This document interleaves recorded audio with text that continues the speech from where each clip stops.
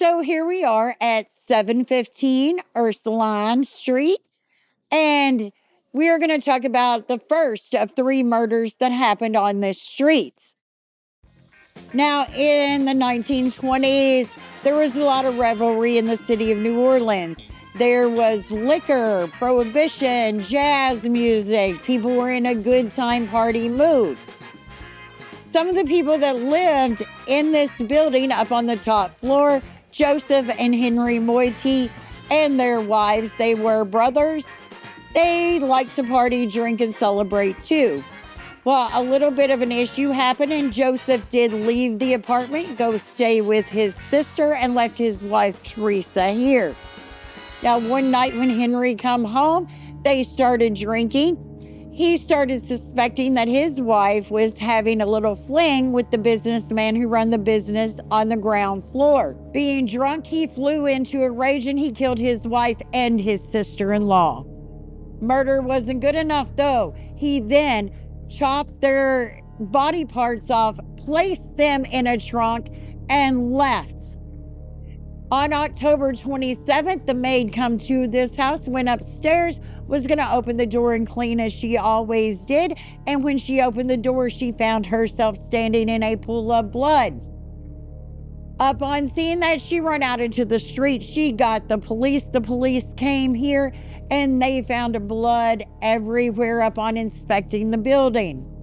They did find Joseph Moiety, who turned himself in and said, "Look, I wasn't even living in the house at the time." 2 weeks later, some shoremen working at the docks turned in Henry Moiety, who was then arrested. He was convicted, sentenced to 2 life sentences, 1 for each of the murders. But he gained the trust of the prison system. He was sent on an errand one day to the post office, and then he made his escape. He was eventually caught in Chicago and brought back to Louisiana, where he was imprisoned in Angola. But for some strange reason, they shortened his sentence and he got out very quickly. He then went to California, where he was arrested again for shooting his then girlfriend. He was sent to Folsom City Prison, and there he died shortly after. We are going to continue on down Ursuline's Avenue because there are 2 more true crime stories on this same block. So now we are at 725 Ursuline's Avenue. And here in the late 1900s, we had some German immigrants move into this house. They also moved their business in here. They were German sausage makers. After working here for a while, their business grew and they hired an employee. She was very spelty and the husband liked her very much, but the wife did not. So the wife told him, finally, you get rid of her. He was on the verge of doing so when the worker told him, what we need to do is get rid of your wife and then we can be together all the time. So they did. Well, the guilt of what he had done to his wife drove him insane. They showed up at the house. He was screaming, he was yelling, and he contributed it to a breakdown over his wife's disappearance. And then shortly after that, people started finding pieces of bone, pieces of tooth, pieces of cloth in their sausage. He eventually broke down, admitted to what he'd done, that he had killed his wife, and they ended up putting him in a sanatorium. There he remained for the rest of his life, mumbling gibberish and not able to ever utter another coherent sentence again. That is the second true crime story we have on this one block, and now we will continue to the third. So now here we are at 735 Ursuline's Avenue, and it is the most recent of our true crime stories here. In 2002, there was a man named John living here with his girlfriend, both of which worked at the end of the block at Quartermaster Delis. Now, the girlfriend, she was a little bohemian, a little bit gypsy, and she was getting a little tired of living here and doing the same thing over and over. She had mentioned that she would like to move away. Well, then all of this sudden, she ended up missing. She didn't show up for work.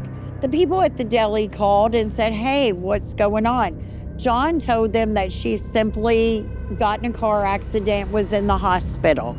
So they wanted to know what room so that they could go visit her, send her some cards and flowers. And he would not tell them. He said she was in the ICU, could not have any gifts or visitors. He ended up leaving work at the deli as well. And then what happened got even stranger. He claimed that she had moved away to go find herself, but that he was getting texts and emails from her all the time. As a matter of fact, she had a sister who was also getting texts and emails from her, but nobody had ever actually talked to her or seen her. And then eventually, John moved away over to Elysian Fields with his new girlfriend in a building that was owned by her parents. So in October of 2005, after Katrina, the girlfriend's parents called up John and his girlfriend and asked what to do with the trunks that were stored in their property. John said, "Oh, just throw the 2 trunks away. I don't need them anymore." The girlfriend's father went down, was going to throw the trunks away. One of the trunks had fallen over and it was open and it was full of coats and blankets. The other trunk was locked. So the girlfriend's father took a crowbar, popped the trunk open, and he was astonished by what was inside. He found the body of a woman. Now, after Katrina in October, things were still a mess, but the police did come down. They took some DNA samples from that body and they had to send them off to Tennessee because none of our crime labs were working here. It took 2 years until 2007 to get the results of those tests back. After the results of the tests come back, it was found out that it was John's former girlfriend, whom he led everybody to believe had left him, moved away to find herself. Now, John was eventually arrested for this crime in 2009, and he is in Angola prison today, still from the charges of this crime. So, moral of the 3 stories on this block is never rent a place on the 700 block of Ursuline Avenue, especially if the house number ends in 5.